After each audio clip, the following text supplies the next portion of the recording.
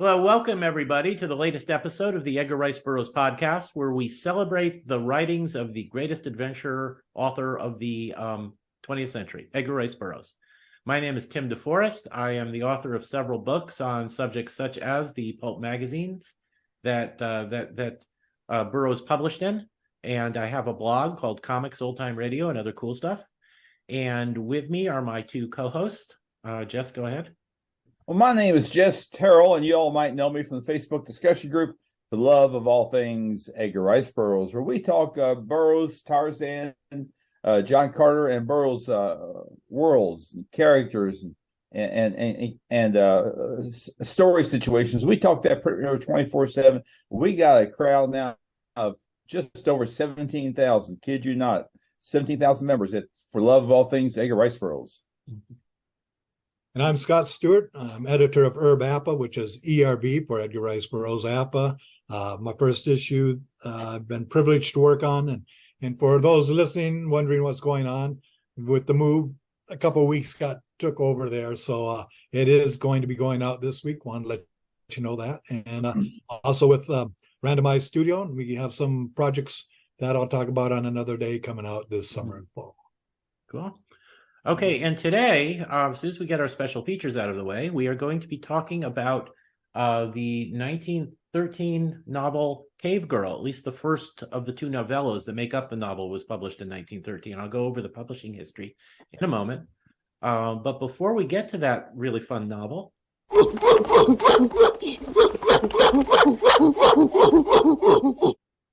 yes, I hear the apes of Kershak reminding us that we need to cover our trivia question. Now, we asked a trivia question in the last episode, which was about Chris Carey's latest novel in the ERB expanded universe, The Fires of Helos. We didn't get an answer for it. I think the reason was we had some technical difficulties that made us divide the podcast in two at the last moment, into two episodes, and I forgot to repeat the trivia question on the second episode, and I think it just got lost in the shuffle because we've gotten a number of answers on our previous trivia questions, and I hope that those of you who have answered before or those of you who haven't tried will try to answer this question. Now, we're going to ask the question in a moment. The deal is that you send the answer into our Gmail account, edgarsmailbag@gmail.com, and this will be in the show notes for you to as a reminder of what the email is.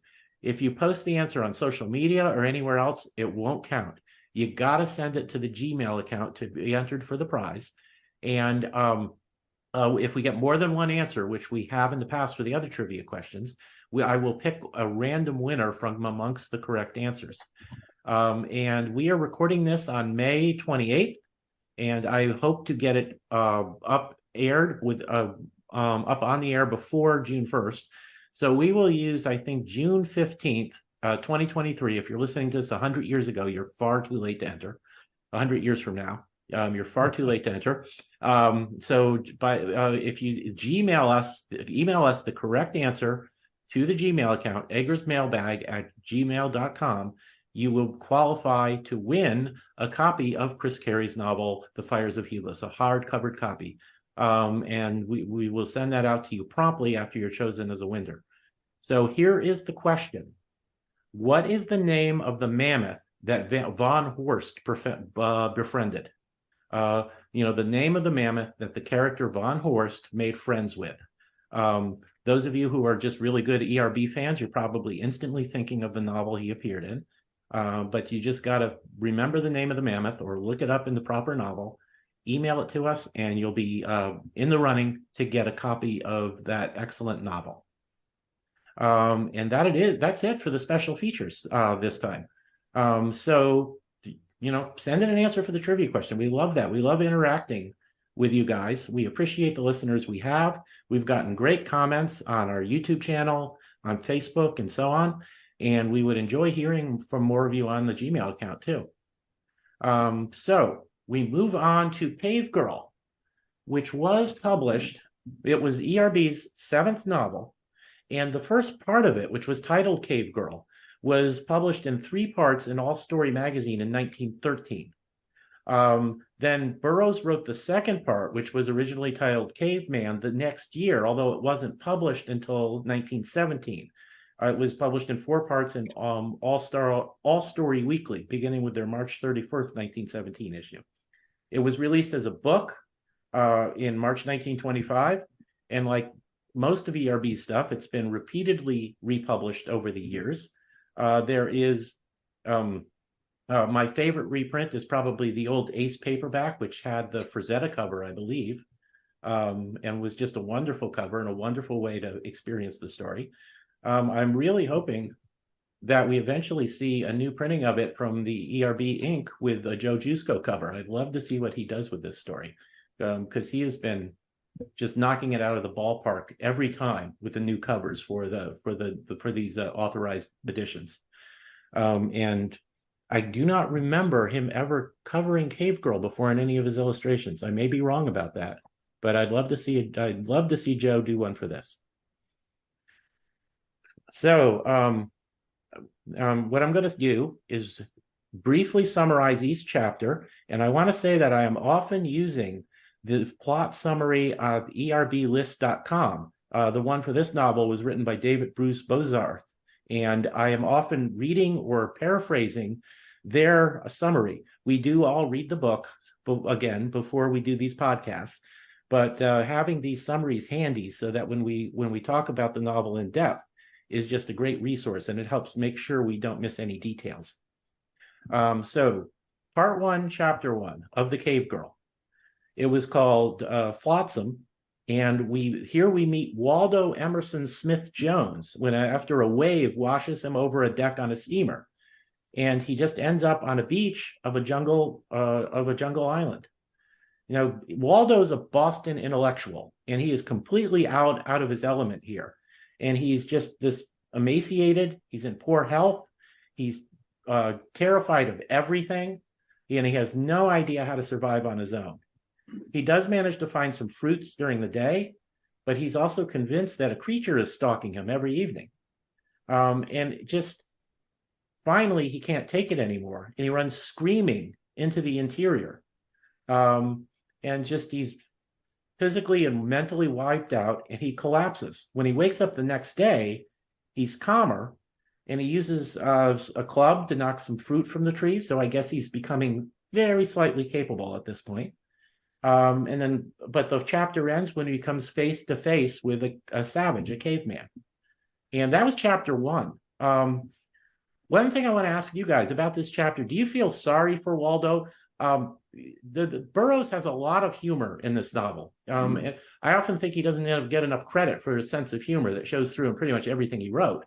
But here, Waldo can be seen kind of as a comedic figure. Is he someone you're laughing at, or is it somebody you're feeling sorry for? Or is it a combination of the two?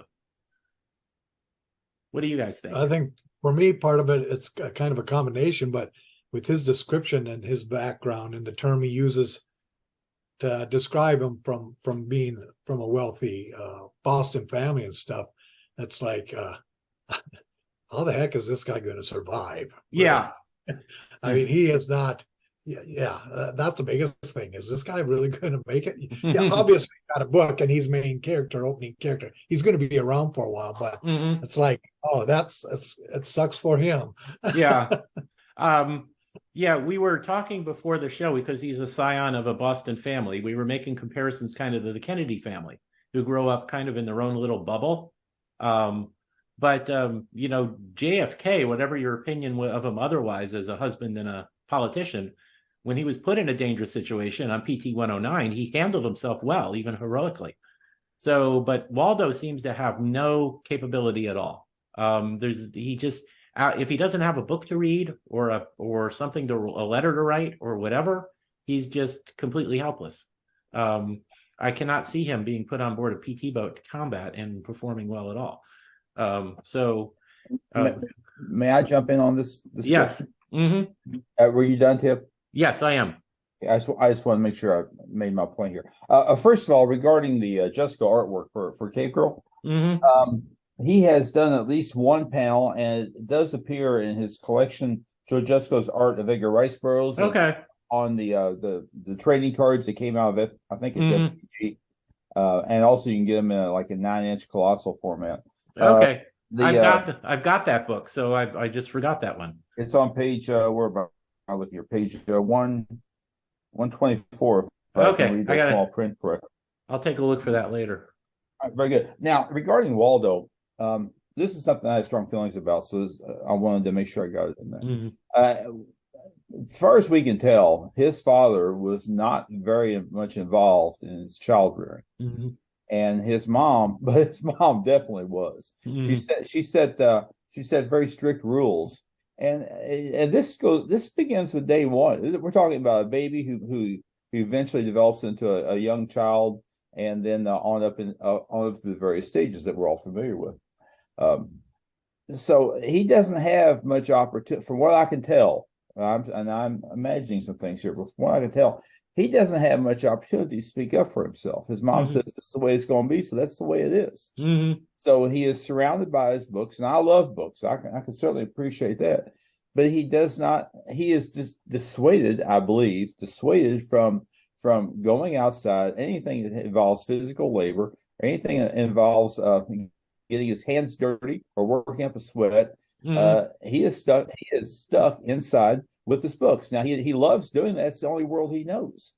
But what she has done is cut him off from a whole portion of the world and society and daily living for some people that he knows nothing about. He doesn't know really how to fend for himself other than making his way to the library, getting a stack of books and bringing them home, perhaps. That might be the extent of it. And that's not his fault. He can't help that. And I don't know where his dad is, but his dad's apparently letting it go on. And that's his fault too, actually. Yeah. It's his mom's fault for not being realistic about the world. She wants her son to be successful. That's fine. Most parents do. But my point is a well-rounded approach, learning how to interact in the world. And you made a very good point. I think you made a very good point about the stock market crash, which came along a few years later. That may have, if Waldo had a job involving in academia or something, that may have thrown him out of work. I mean, Scott, Tim, you said much better than I. Before the recording, we mentioned if he hadn't had this experience, because he's going to come back a different person at the end of the novel, then if he had just been living whatever life he lived and the stock market crash hit in 29, and their family lost their money because of that, then he would have been just totally at sea. He wouldn't have known how to function in the real world. Right. So you said that much better than I want to make sure you get that in. I can picture his mom saying, his dad saying, perhaps we should teach him to swim. There's swim lessons down at the YMCA or at the gentleman's club or whatever. And she would say, no, that's dangerous. We can't let our poor Waldo go in the water. He might drown. Definitely see that conversation. Or the servant kids would be playing would be playing tag and falling and getting dirty. And as a kid, as a toddler, he might have gone, Mom, can I go out and play with them? And she would, no, partially out of snobbery. Well, no, they're the servant kids, but partially because no, you'll get your clothes dirty. I spent a huge amount of money in 1900 for whatever these clothes are. Right. And you're not going to get them dirty, and that would be improper. And you'll work up a sweat, and that just Smith Joneses don't do that. I think that's a good example of the attitude and potential conversations that child had to deal with. So after a while, he just gets beat down figuratively. I mean, and dissuaded from even thinking in those terms or making suggestions. So Burroughs mentions that he's 6'2", so he's if he spoiler alert, he becomes muscular and capable. But so he's got enough of a body. He's not this like naturally wimpy little guy. He's big and he's capable of working out and getting strong, as we see. So that he never did is a function of, I think we can lay it at his mom's door. Just what we assume when we meet them later in their various personalities. I could see the dad just saying, well, it's the mom's job to raise him. I'm not going to get involved. And the mom really keeping poor Waldo isolated to protect him from lower class people and from anything that she thinks would be undignified for a Smith Jones. Protecting from the world in real life. Leaving him completely incapable. Whatever upbringing JFK got as being a Kennedy, which was a big deal. he was able to function in combat. His older brother was able to function in combat too, and got killed flying a plane. Yeah. So at some Burroughs point, does say, "Oh, go ahead." No, go ahead, Scott. I was just going to say, Burroughs does, if not this chapter, the next one, has Waldo in a thing looking at water or whatever, and then talking about he would never go through that because swimming was a nasty habit, and he never learned how to swim. Yeah. That is the dirty thing. And this also, I want to jump on real quick too, makes for an interesting thing. If he got washed over from a wave and couldn't swim, how did he, safely get to shore? But I think this is part of the genius of Edgar Rice Burroughs' storytelling, because I found the Cave Girl, the writing, to be very fast moving. Things are always happening. Yeah. And what he does is he just starts out with him already on the island. Yeah. It doesn't matter how he got there. He's there. And this is it. We're not going to go into did he swim? Did he float in on something else? That doesn't matter. Somehow he's on that island. He's in a twilight zone for his world. And what's he going to do to get through it? And if you wanted to think about it, and I agree, you don't have to. Burroughs was brilliant in putting him on there and not having to deal with that. But you could assume the wave brought him ashore quickly before he had a chance to drown. Or the current kept him up top. There was no undertow. Whatever. You could manage it, but he didn't deal with it because there was no need to. And I think also it's a great been a storm. It could have been anchored close to shore, maybe. Who knows? Or if he gave us a sign of Waldo, even by chance, meaning struggle and keep himself afloat until he hit the island. Yeah. And it gives us the impression that Waldo might be a little bit capable, where we need to think of him at this point as completely incapable. So starting him on the island, I hadn't thought about that. It's a great point. Starting him on the island is the best way to do it. You don't have to worry about how he got there, and you don't have to worry about even inadvertently giving the idea that he knew what he was doing. Well, this reminds me, and I've got another point I want to make, so I'll try to be brief with this one. This reminds me that when Tarzan went swimming for the first time, because the Mangani had discouraged him from following all, and the tribe had discouraged him from getting near the water. It was something that I think they only did if they absolutely had to, and then very reluctantly. Otherwise, they stayed away from water. And one of his playmates had died just a few weeks before, but he went into the water to get away from a predator, a good-sized lion, as I recall. And he lapsed into what amounted to a dog paddle style. And it's not impossible that Waldo might have done the same kind of thing, unless the waves were tossing him around and keeping him above water, as you said. Yeah, that's possible too. Of course, Tarzan wasn't scared at all because Tarzan was incapable of fear, pretty much. But Waldo's in a completely different boat here. But it's a great comparison. Yeah, you can be thrown in the water, and a dog paddle can almost be an instinctive thing. Someone who doesn't know how to swim, if they don't completely lose their head, can stay up for at least a little bit. The other point I want to make real quick, just to make sure it gets said, and I imagine we'll come back to it, and that this is another example. It's a theme that we see in a number of Burroughs stories, and it's always exciting and interesting. You wonder, how's this guy going to do this?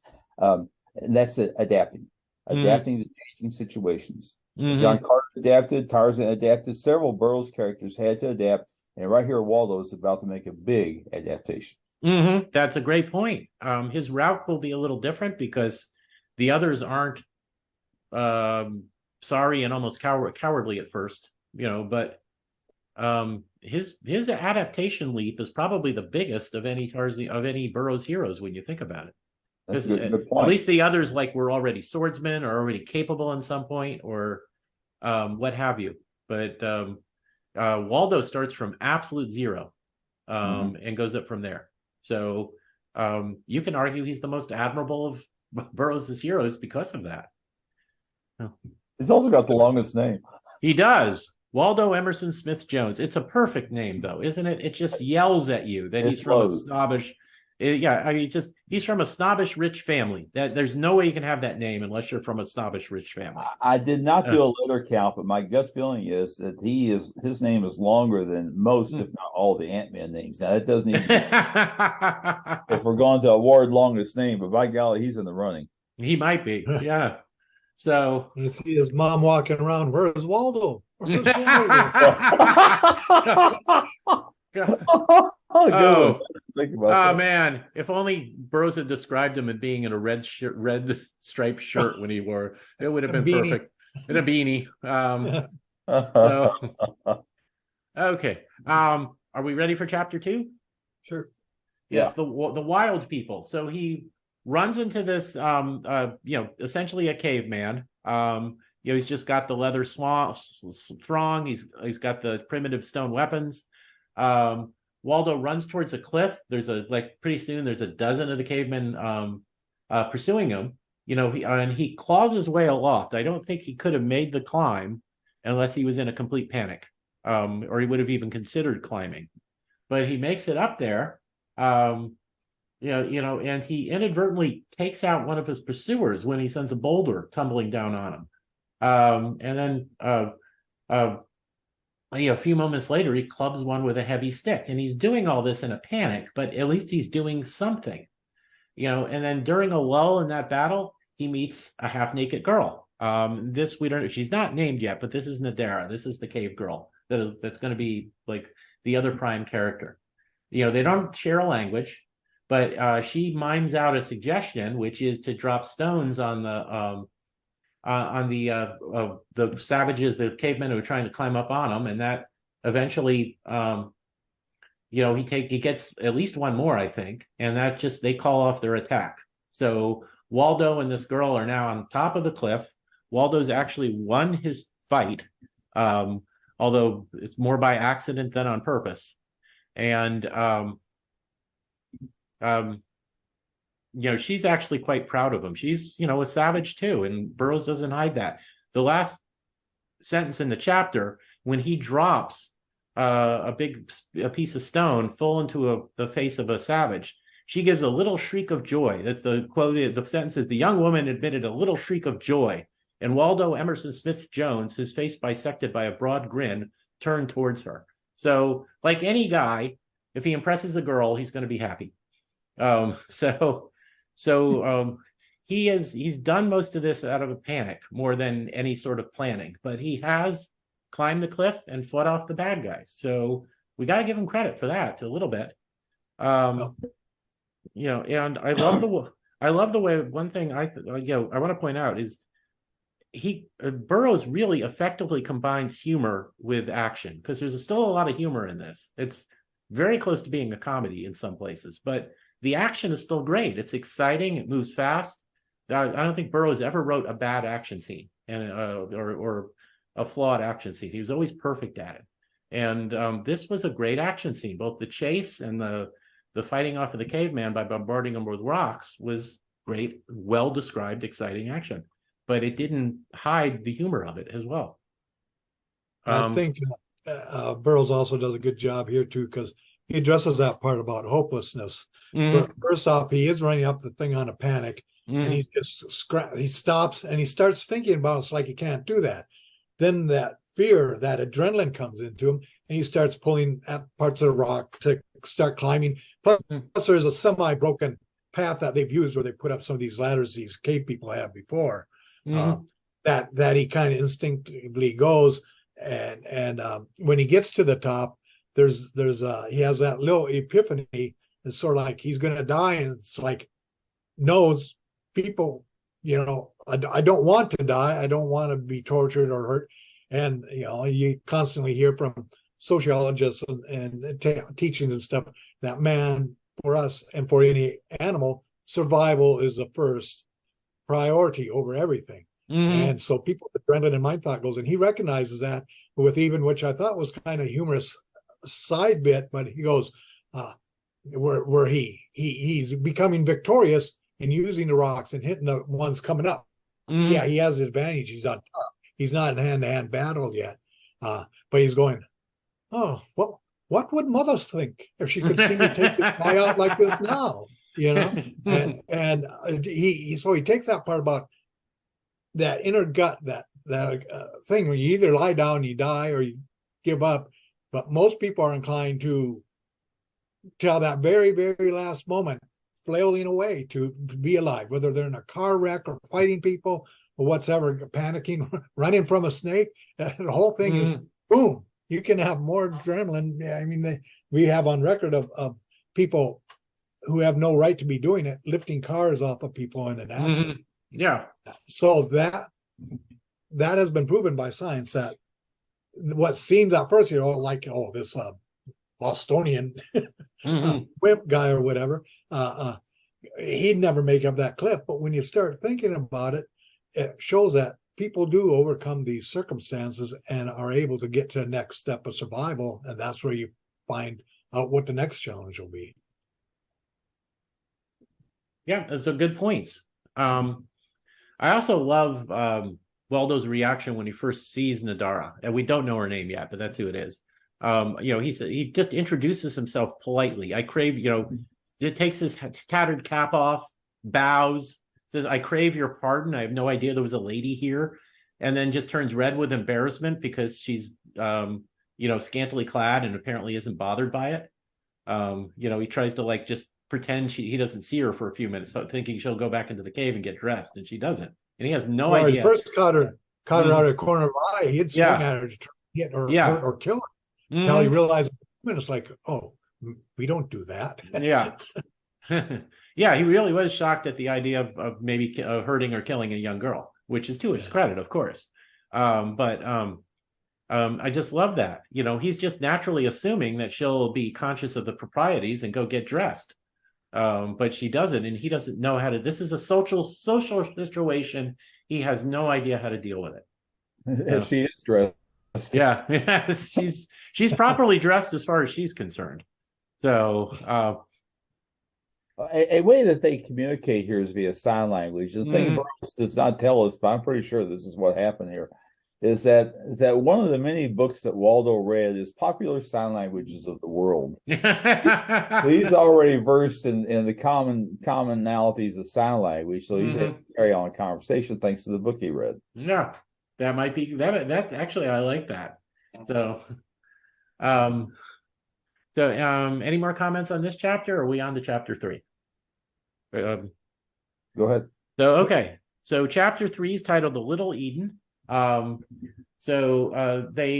hang out on top of that cliff till nighttime, and then they go down to look for food and drink at night. A caveman who's been sleeping nearby wakes up. He wants to run, but the girl cries out, and he turns and he breaks the caveman's arm. And they manage to elude pursuit together. They come to a secluded valley. Waldo learns to and they spend some time here. Waldo learns to swim. He learns some woodcraft. He learns to tolerate her scanty dress. And he learns some of the language. This is over a 10-day period. It proves he's smart, which is typical of Burroughs's heroes, that they all have an affinity for learning new languages. And he learns that she's got guys who want to marry her that she doesn't want to marry, and he learns about the Black Panther, which is seems to be the apex predator on this island. And she intends to return to her tribe with Waldo as her protector. And they actually do get a visit by a panther, but the panther just goes off without attacking them. I think it wasn't hungry. I can't remember its reason. The panther would just watch them and then turn back into the tangle of bushes behind them. So, that might be an incident that inspires Nadara. Yeah, it does. Him as her protector. And he's been kind of bragging to her too. I catch them. I catch panthers and beat them with my stick, and it's no problem at all. So he's bragging as well. And I can't. I understand the temptation of wanting to make yourself look good in front of a pretty girl. We all, but it's just, and she's just eating it up. She's no reason to think he's anything but a hero. Typical guy, barely understands the language. The first thing he does is learn how to brag. Yeah, I know. Yeah, Barney Fife stopping the bank robbery. Barney Fife. That is exact.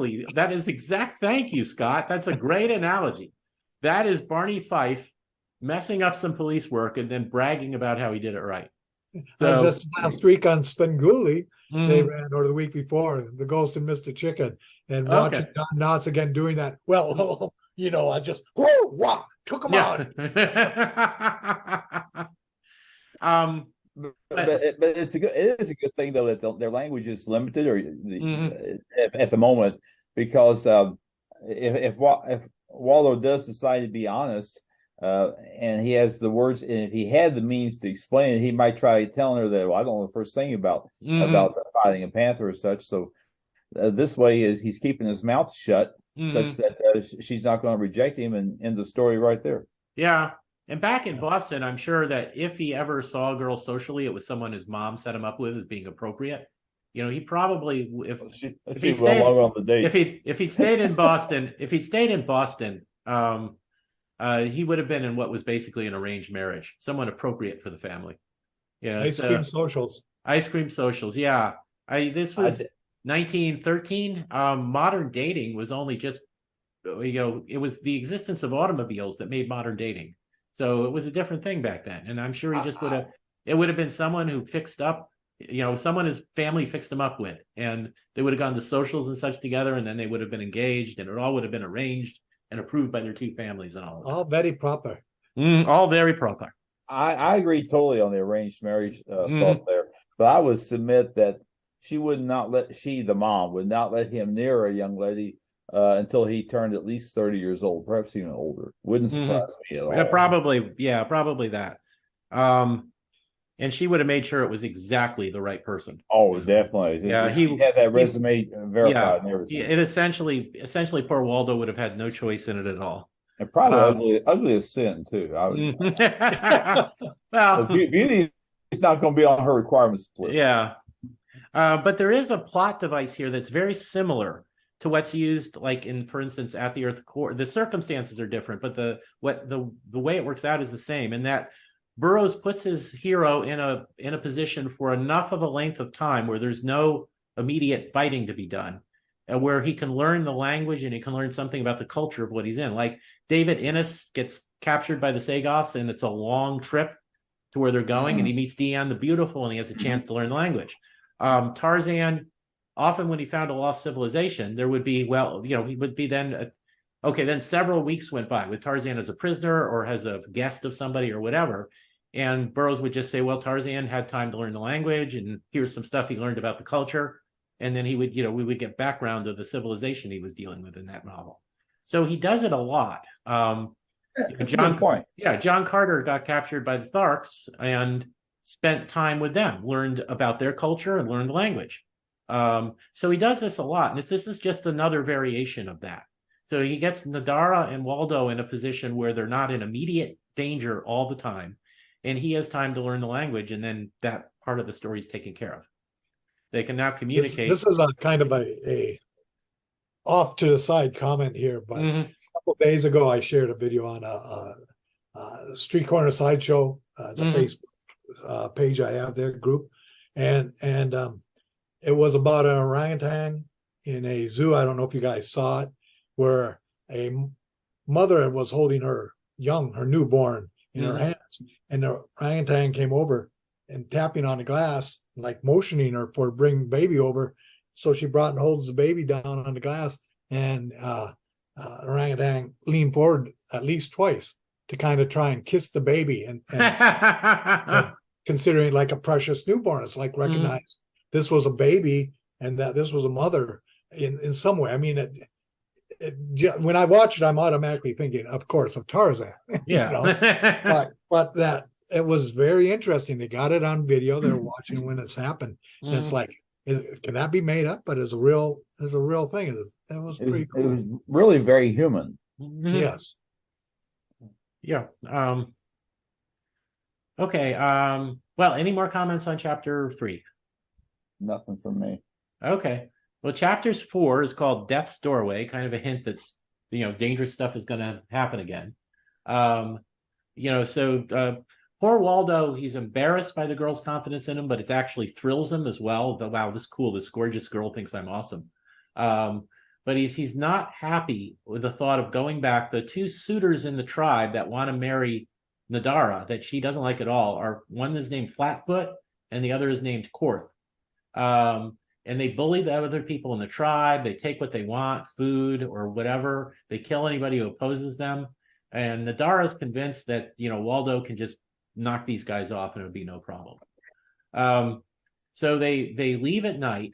They encounter Nagula, the panther. And Waldo shrieks in terror, and he raises his club and he rushes the panther. And he's not doing this to protect Nadara or try and beat it. He's just in a panic.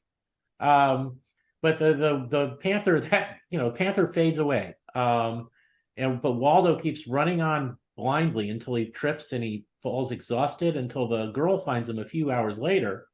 And she believes that Nagula escaped Waldo, that he was going to fight the panther, and the panther just got away. And he doesn't argue this.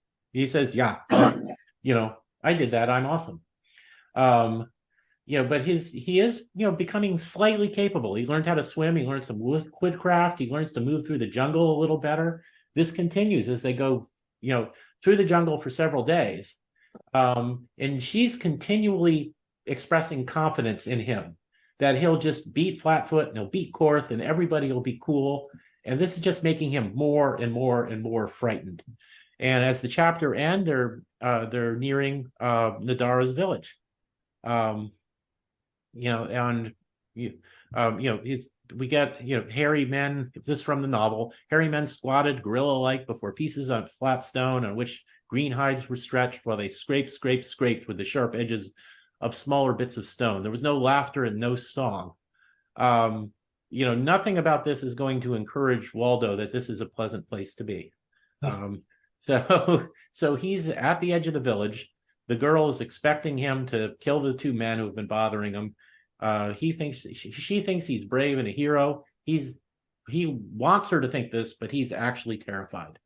I love the humor in this. I love that he's shaking with fear, and she thinks he's shaking with rage. That her whole blind confidence in him is hilarious. That everything that happens, she instantly interprets as him being this awesome hero type. Any comments from you guys? Well, one thing I want to point out, the scene that you just read the excerpt from, about the scraping, you clean up the hides and that sort of thing. That is revisited later in the story. I don't want to say too much, but there's some irony there, I think. And that's all I want to say about now. Hopefully I'll remember to continue that thought. Yeah, that's a good catch. It comes up later on in a different context, and this is where Waldo would have seen it earlier. I didn't think of that, and that's a good catch. Thank you. I thought that's why you read okay. Okay. No, I just wanted to emphasize that this village would be a scary place from Waldo's point of view. But you're right. The scraping a hide is foreshadowing something else that Waldo will accomplish later. This whole trip, beginning with that big wave, was a total change in environment for Waldo. He's learning new things every day and new experiences every day.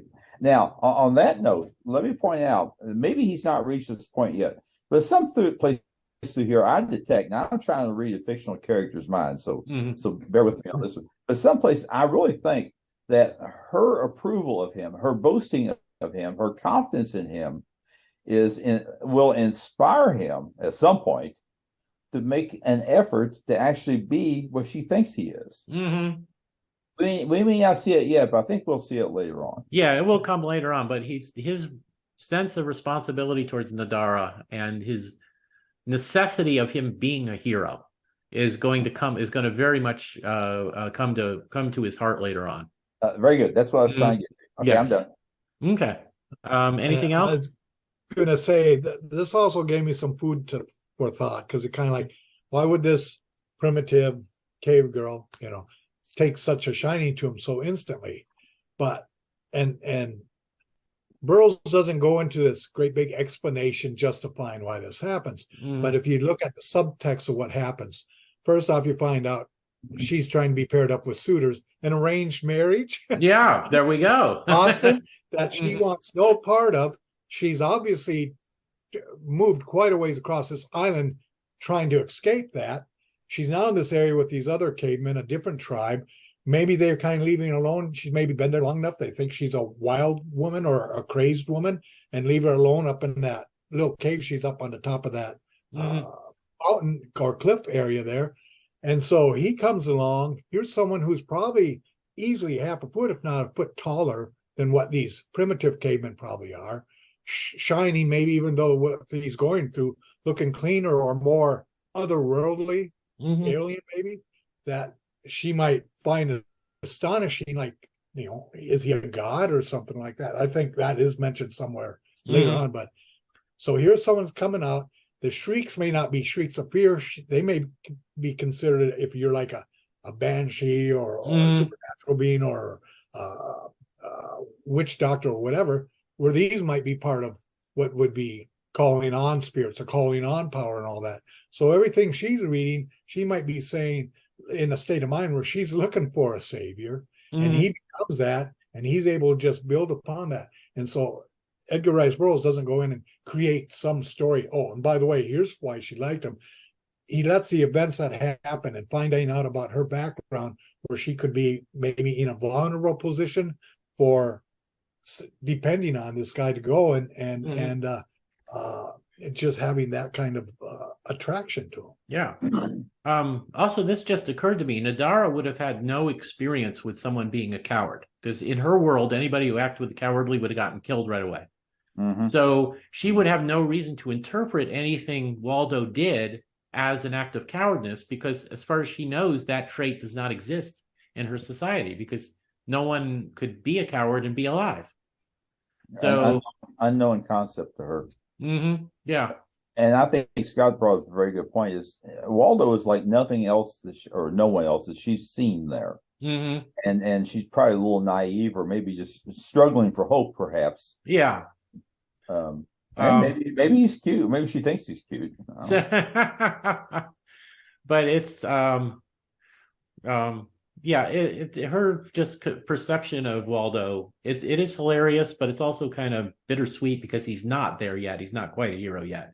He's going to take another chapter to get there, but it's also kind of touching as well, and it does have a positive effect on Waldo eventually. So moving on to chapter 5, which is called Awakening, which is a great title chapter, because this is Waldo's really his awakening to a new life and who he can be. Nadara, by the way, has named him Thandar, which in her language means brave one. So he's often referred to as Waldo in the book, but he's also often just referred to as Thandar. And he's at the village. He doesn't want to go in. He doesn't want to just be a coward in front of Nadara. So he tells her, well, you go first and I'll come later. This is like my clever plan. And she believes him and trusts him and goes into the village, and then he just takes off. I was hearing the Monty Python and the Holy Grail song about Sir Robin running away, if you guys know that reference. Run away, run away. He just takes off. So he survives for days in a cave. And we know he's learned a little bit about woodcraft and swimming and all that. So I don't think Burroughs specifically says so yet, but I'm assuming he's starting to build some muscle mass by this point. And he does manage to survive, which he probably couldn't have if he hadn't met Nadara and gotten a little bit of teaching from her. And he just starts to regret his cowardness. And eventually it gets to him, and he realizes, I got to make up for this. I got to go.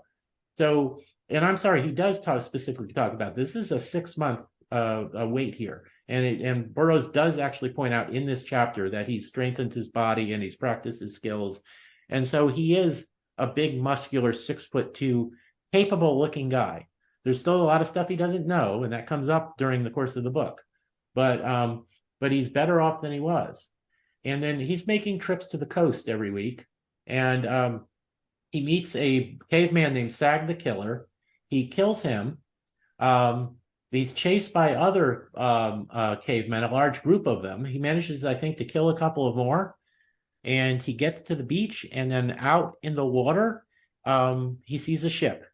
The last sentence was, there by a tiny rivulet, he saw a sight that filled him with thanksgiving. And farther out upon the ocean, that which had been waiting and hoping for all these long, hard months, a ship.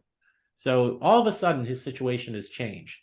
But this is the chapter where he he's transforming himself into a physically capable person, and he's starting to regret his cowardness and realizing that what he did to Nadara was wrong, and he needs to make up for that.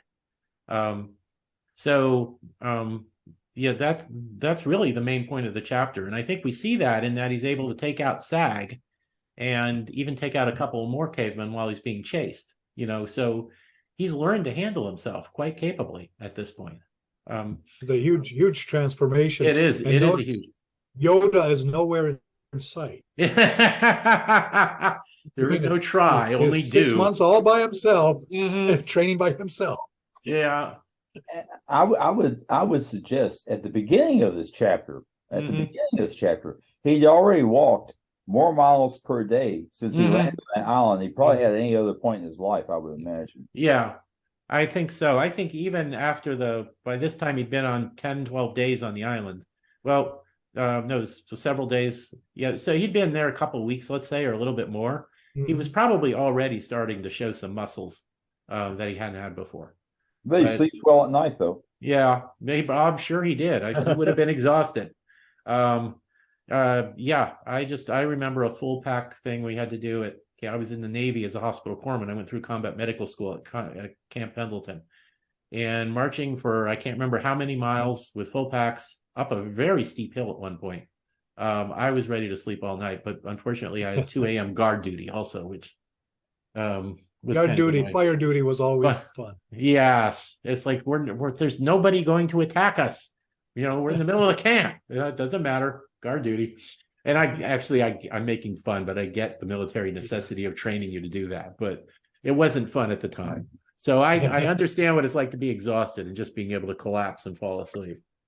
So yeah, so this is a awakening, as the chapter title starts. He starts it with a act of cowardness, but 6 months of experience in the jungle and building up his muscles and becoming more capable, he regrets being a coward, and he wants to do right now. And along with this thing too, this 6 months where I'm sure he's on guard and everything like that too.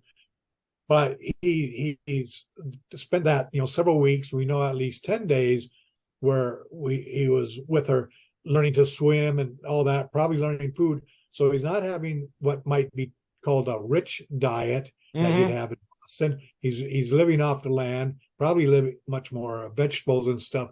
So and maybe some animals, but it's a different type of protein and different type of tone his body's going to have when he's working and swimming or doing whatever at the same time. It may be, like Tarzan growing up that way. Body becomes toned in a much different way than we're used to in our society. There's no M&Ms on the island, that's for sure. No. Yeah.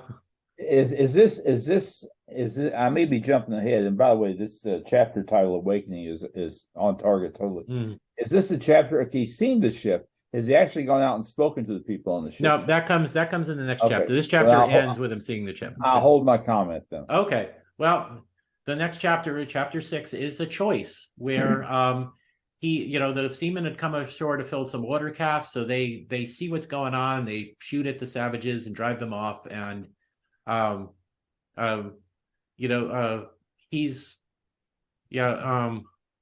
in fact, he goes up to them, and the savages come out. I kind of like this. He says, you have to shoot at them, I imagine. They're not exactly domesticated.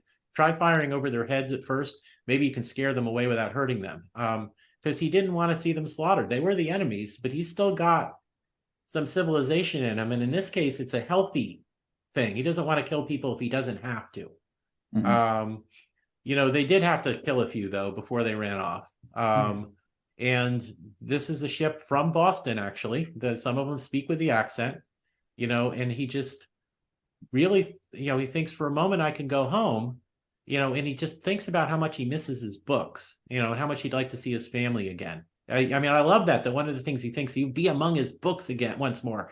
I think we can all totally sympathize with that. If I'm on a desert island, I want my library with me. Agreed. But then he just realizes he can't. And this is interesting. Earlier, he was bragging to Nadara, I beat panthers to death with a stick just so he could look good in her eyes. Now he's going back not to look good in her eyes, but because it's the right thing to do. So his growth hasn't just been physical, it's been moral as well. He just realizes he did a despicably cowardly thing. He has to make amends for it. So he's not going to impress Nadera. He's going to rescue her. Whether or not she's impressed by him is a secondary consideration. So he Whether or not she wants to be rescued is a secondary consideration. Yes, that's true. He doesn't know what the situation is after 6 months. So he gets he gets a razor and a little tobacco. I kind of wonder why he didn't ask for a gun and some ammo, and it probably he didn't know how to use a gun. But yeah. And I realize also that Burroughs had to have him in a situation where he could eventually kill Korth and Flatfoot in hand-to-hand combat and prove himself as a hero that way. That's so if he'd had a gun, it's the right way for the story purpose. That's the right way it had to happen. But in universe, would Waldo have said, "Can you leave me a rifle and a clip of ammo?" Even if he might not have hit anything, it would have been better than nothing. So you have to wonder why he didn't. He may just not have thought of it. He'd become kind of skilled with his, with his club and his spear. Maybe he just recognized he just wouldn't be any good with a rifle. And well, the one thing I would add, had him ask for it, and they might have said we have none to spare too. That's true too. Yeah, but that we don't know if that happened or not. Yeah, he may have also realized he wouldn't know how to field strip it and keep it clean, and it would have jammed in no time. So now that I'm talking about it, I realized a gun may not have been practical for him. And the thing I was going to add to that was that the gun is useful as long as you have ammunition for it. Yeah, and he couldn't have brought. He's limited by how much ammunition he can take back. Yeah, or else it may not be worth having that gun. There are other alternatives, bow and arrow, spear, and such. That maybe it's time to figure out how to handle that. Yeah, of course. This also shows that. Oh, I'm sorry. Go ahead. No, go ahead, Scott. You first. I was just going to say this chapter, and I was going to save this thought for later on, but because it's addressed in this chapter where he's adapting and in physical brute strength, most likely these cavemen have it over him. Yeah. But he starts working where he prepares like a sword and shield protection, offensive weapons and protection weapons, defensive weapons. So he's thinking in a different context than the people on the island here are. Now that shows a growth and also gives him an advantage over how he's going to probably defend himself or fight others too. And that is a good point. Something I didn't mention when I was summarizing it. He does, after the ship departs, he does make himself a wooden sword and shield. So he is kind of advancing the caveman culture a bit by introducing advanced weaponry here, using it himself first. So he is using his brains to give, and I'm reminded of Tarzan and the Foreign Legion, where he and the bomber crew crashed in the jungle. And Tarzan threw his pistol away, and he said, "You guys will throw yours away first. They're going to rust in no time, and they're not going to be any good. Don't depend on them." So, maybe Waldo realized the same thing. I'm not trained in weapons. I can't care for it properly, and it's going to get all rusty and useless in this jungle, humid environment anyway.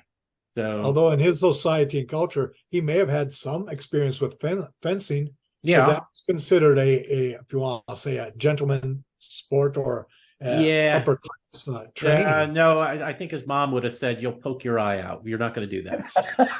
Well, he might have been watching some people. I mean, it would be something that would be familiar to people. Yeah, that's true. So, and you do wear faces. You do wear the mask, but his mom would probably have just kept him out of it. You're right. Yeah, but if he didn't let a swimming instructor take him into the 2-foot section of the pool to learn to swim because she was afraid he'd drown, and I'm imagining that was probably the case. She probably would have said, she wouldn't have been offended by the idea of fencing since it was socially appropriate, but she would have said, no, something could go wrong, and poor Waldo could lose an eye or get scarred or something. We can't do that. You get swords stuck in your books. You get swords stuck in your books, yes.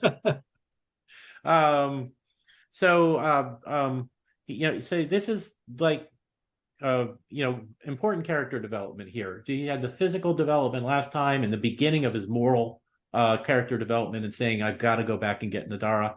Now he just totally achieves, I'm going to call it moral maturity, where he just makes the morally correct decision. I can't stay. He does write a letter to his family, which will come into play in the next part of this. And the chapter ends with him encountering a hungry panther. So he's bragged about killing panthers. Now he's got to do one in real life.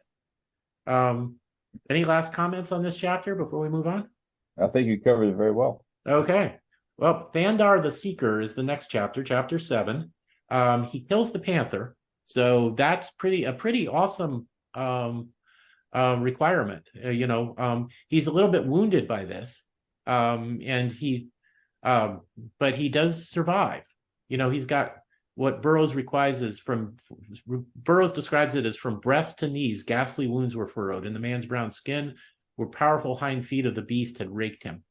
And Burroughs also points out that there was a little bit of good luck in this. He's not super panther killer yet, but he did handle himself well in the fight, and he did win. If he finds that the wounds are superficial, he cures the hide of the panther. So this is what you were talking about earlier, Jess, is he saw how this was done in the tribe. So he's able to manage it. So after a time, he's healthy again. He's now wearing a panther skin, and he travels back to Nadara's village. But the caves are abandoned, and he searches around, and after a few days, he meets like another savage. He manages to avoid a battle with him, and he gets directions to where Nadara currently is.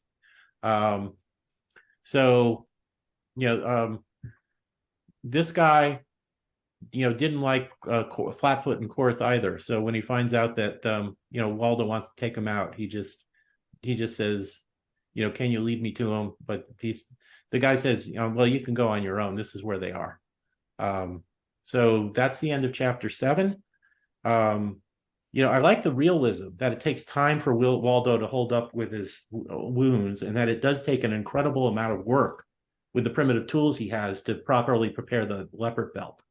It's both realistic, and it's a sign of Waldo growing into a capable hero. Anything from you guys about this chapter? There's a quote here, which I need to see what this is referring to. But someplace in here, they're referring to something, and they use the phrases vulgar, gross, brutal, physical prowess. Does that ring a bell with you? Was that in this chapter? I think so. It's in my notes for this chapter. Let me see. I'm looking through now to see if I can find it. I just spotted that. Go ahead. Oh, here it goes. It was a very proud Waldo that strutted forth in the finery of his new apparel. But the pride was in the prowess that had won the thing for him. Vulgar, gross, brutal, physical prowess. The very attribute in which he had looked with supercilious contempt 6 months before. So it's representing that his attitude towards physical labor or physical effort has completely done a 180. Yeah, and that was the thing that impressed me to that very point right there. This shows us how much he has changed and grown and developed and adapted to where he was 6 months ago. It's totally changed in attitude. But that change in attitude is allowing him to live. Yeah. And be successful to some degree. I look upon this chapter, and Burroughs does this in all his books. You get about maybe a quarter of a way through a section or whatever, and I look at this as more of a bridge. There's not a whole lot of story advancement, not a lot happens, but it kind of bridges from this set of occurrences over to the new set of occurrences, and it gives you, if you want to call it, a section composed of chapters of special events that are going to be pertain just to that area. So yeah, that's how he gives that segue into it.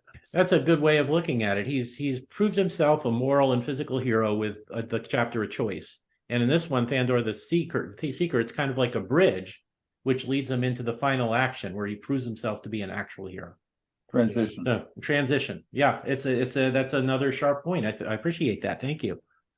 So chapter 8 is called Nadara again. So Waldo goes in the directions he was pointed out for him. He finds a trail of humans that he's able to follow, and he hears a woman scream, and he sees Nadara being pulled by the hair by the savage he had met in the previous chapter. So they start the fight, and I love this. I think it's funny, even though it's part of a great action scene. Nadara recognizes Thandar, Waldo, wants to help him, and throws a stone intending to hit the bad guy and knocks out Waldo instead, and initially thinks she's killed him. I could see this happening in a Buster Keaton movie. It's just just where the girl tries to, this really that sort of that pretty girl that only existed in the 1920s, that particular style of prettiness, trying to help her hero and knocking out the hero instead by accident. And meanwhile, back in the States, the Major League Baseball scout who had heard about her throwing and was coming to watch her throw in action hears about this and cancels his trip immediately. Because she does knock out some people with her stones there. Yeah, so she's got a good fastball, but she's not going to hit the strike zone. So, So, but it's a great chapter. He finds Nadara again. We get another bad guy. It ends with a great cliffhanger with Thandar, Waldo being knocked out, he lost consciousness. This is the last sentence. He lost consciousness and went down, dragging with him the caveman upon whose throat his fingers had just found their hold. So it's a great action scene. Even though I kind of think there's a lot of humor in the way it plays out, it is a great action scene. It's another example of how well, perhaps more so than in any other of his novels, Burroughs melds humor with the action. We're in chapter 8, right? We are in chapter 8. Yes, Nadara again. Someplace in there is a quote that says something like, "It was the jugular his teeth sought." Now, if that isn't a step towards being a Tarzan, I don't know what it is. That's true. That happens during his fight with the guy who was trying to kidnap. Time and again, the gleaming teeth of the once fastidious Bostonian sank into the breast and shoulder of his antagonist, but it was the jugular his primal instinct sought. So he's gone totally caveman himself, in trying to defend his mate, which is a common thing. When at the end of Land of Time Forgot, when Bowen Tyler was fighting the caveman who had kidnapped Liz, his girlfriend, he completely forgot he was holding a knife because he was just going with fingers and teeth. That's right. Until Liz yells out, not this rudely, but she should have, "You've got a knife, you idiot. Use it." She wasn't that rude, but well, time was of the essence. Time was of the essence, but seriously, Bowen, you have a knife in your hand. But it's the same thing here. The people reverting to savagery when the woman they love is in danger. That's kind of a common thing in we expect it with Tarzan, but it happens with the civilized men too. So so that happens in this country. You don't have to be on a caveman island. Yeah, that's true. So okay, are we ready for chapter 9? Yeah. Okay. So Nadara thinks she's killed. This is chapter 9 is called The Seeker. Nadara thinks she's killed Waldo. There's an old man there that's her father, and they leave together. And he regains consciousness, and he finds that the caveman he was fighting is dead, or unconscious. Now I've forgotten what. The caveman he was fighting was unconscious as well, but then died. Okay, he was dying and he did die. So because he had struck a rock and lost consciousness and then dies a moment later. So that guy's out of the picture. There's plenty of bad guys in this. There was this guy, there's Korth and Flatfoot. There's going to be several more bad guys in the second plot. Burroughs runs through a lot of villains in this story. It all works. It's not bad. But there's a lot of different bad guys to go through before you get to the end. Waldo also thinks that Nadara beaned him on purpose and that she must hate him. He finds a place to sleep. Nadara reconsiders that maybe he's not dead and went back to find him gone, and sets out to try and find him. Nadara's father, in the meantime, has to face off against Flatfoot back at the village. He's told that Korth is dead, and that was, I think, where we find out that the guy who was fighting was Korth. He was asking, "Where's Korth?" earlier, not knowing he was talking to him.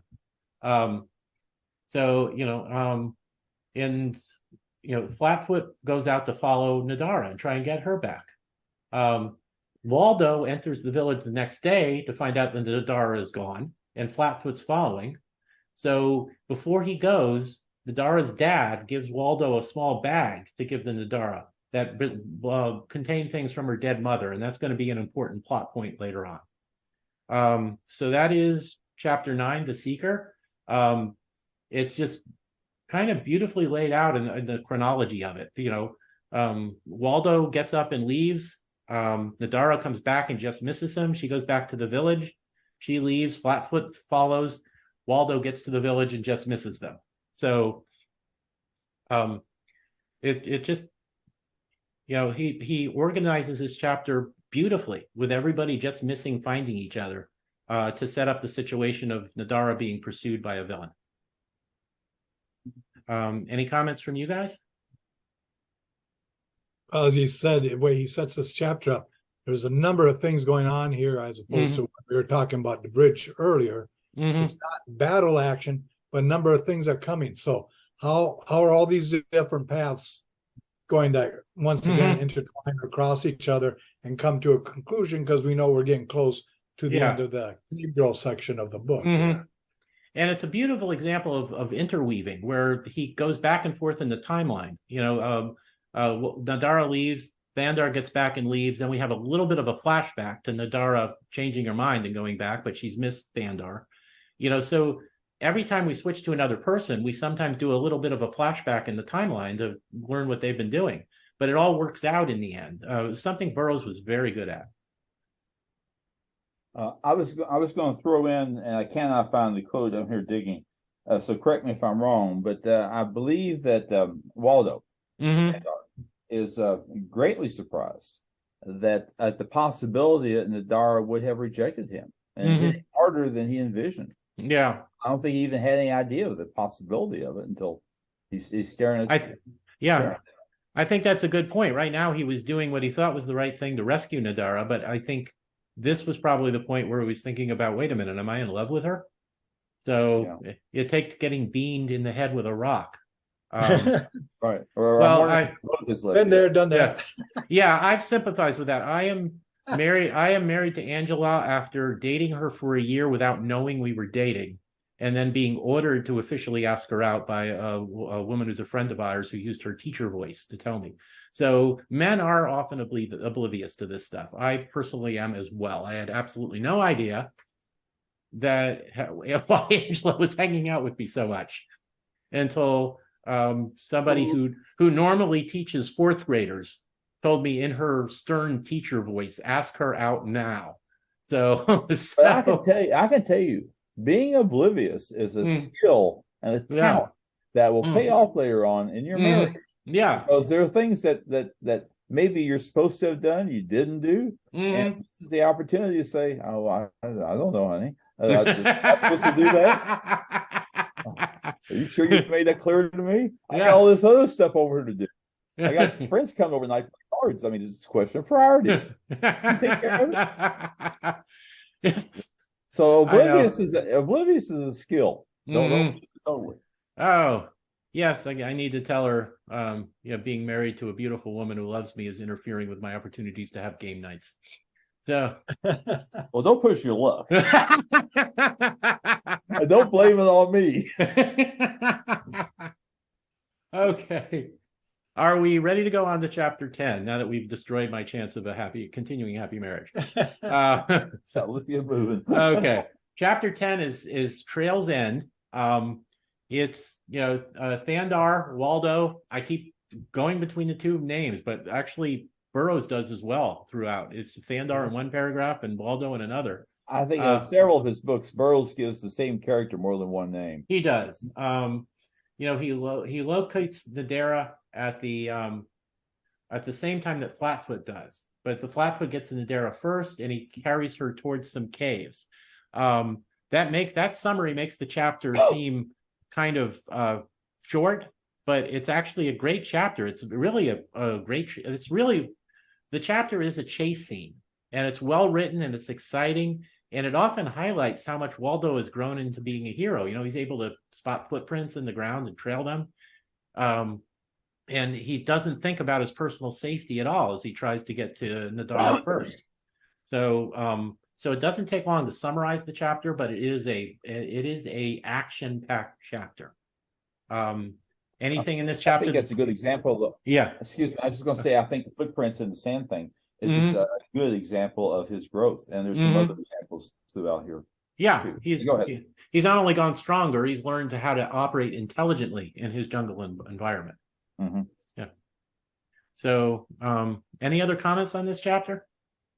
Again, this, like I said, it's a shorter chapter. It's really, I look at this as a bridge because it's bring up from everything that happened in the Seeker to what we're going to see in the next chapter. I'm just going to keep my mouth closed on that for now. Okay. Well, this is the last chapter of part 1. So this is the end of the section that was published by itself in 1913 in All Story Weekly, or All Story Magazine. I don't think it was weekly yet at that time. Nadara sees Waldo. She frees herself.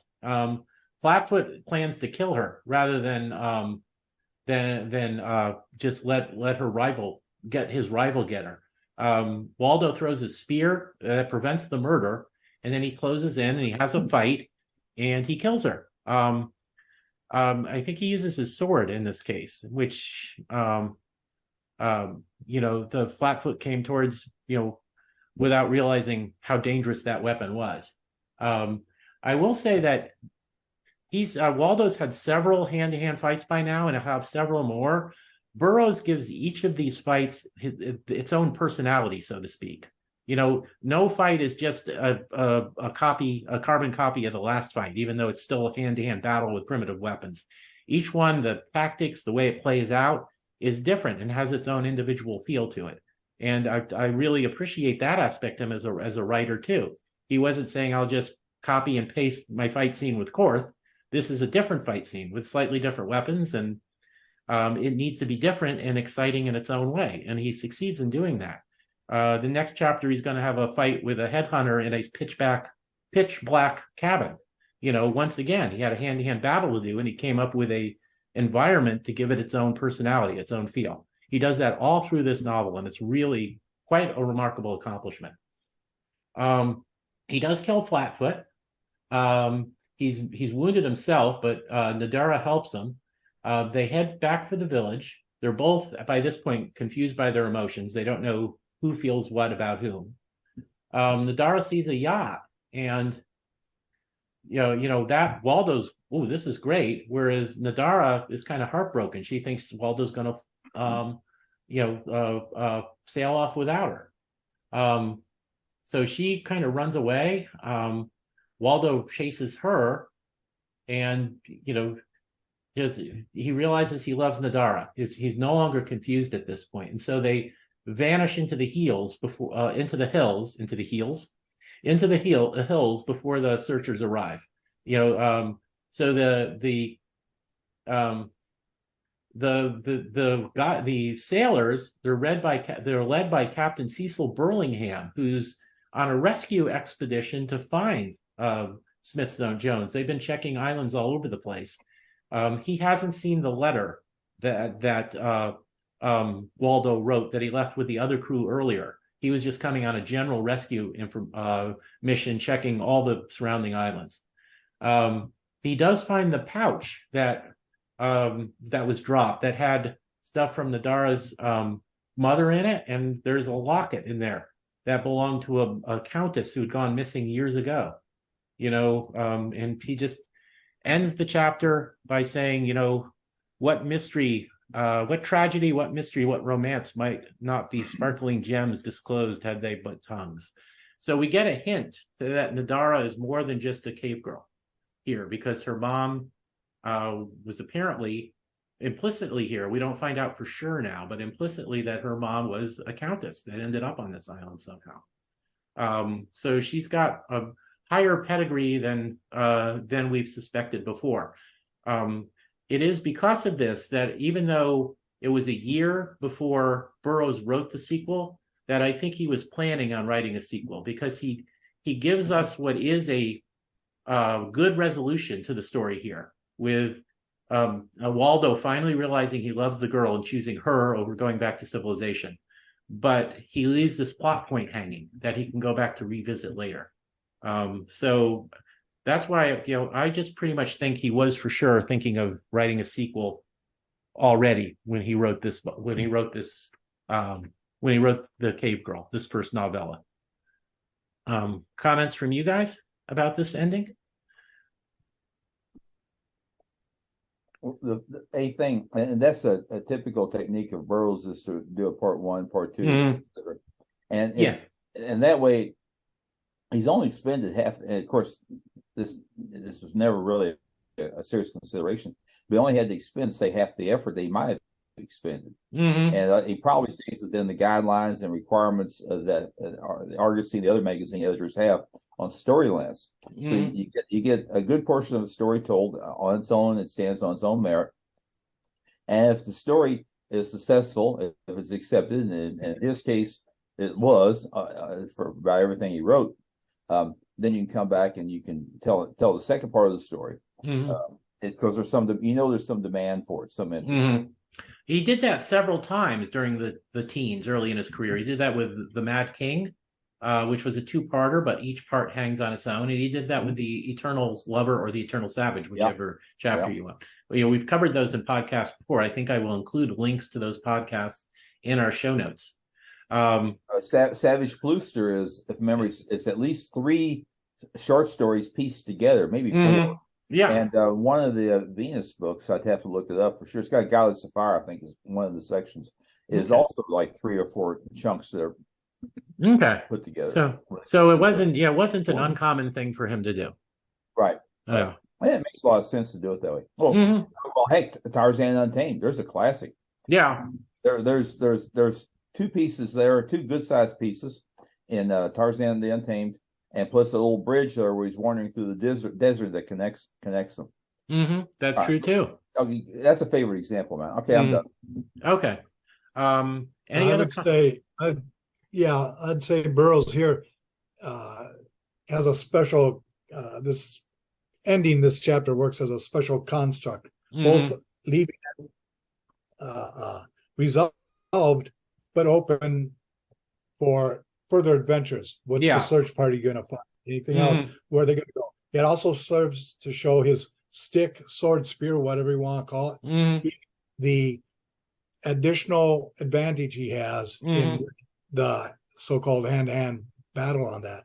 And it also goes into the whole thing we were talking about on The Seeker, about male and female emotions. She gets him to understand that when he disappeared for 6 months, she wasn't heartbroken. She sees this stuff happening, and when he returned, she barely recognizes him. It's changed that much. The other thing too is he finds out that getting hit in the head was an accident. So this whole thing we were talking about, communication or miscommunication, what happens on the female side and the male side, he goes several days showing how all this webbing spins around, and you build something solid out of that, or do you just let it fall apart? I also think the discovery of who her mother might be might biologically or genetically give her an affinity for a man like him, a white man from another continent, if her mother actually came from a European or some other country too. So that brings in a lot of things that could be answered. So okay, well, that is the end of part 1. Part 2 was originally titled The Caveman. It's now just a part of the novel The Cave Girl, as it's published nowadays. But it was originally published several years later in 1917. And we had talked about doing this as 2-parter, but we're making good time with this. So I believe we will do this as a 1-part episode. Hello, this is Tim DeForest, and I just lied to you. After we finished recording the entire episode, we realized it was long enough to justify dividing it into 2 parts. So this is the end of episode 32, without proper goodbyes from Scott and Jess. And we will release the second half of our recording as episode 33 within a few days. We will include information about the current trivia contest at the end of that episode. So please be sure to submit an answer and put yourself in for winning a copy of the book Fires of Hellas. Thank you.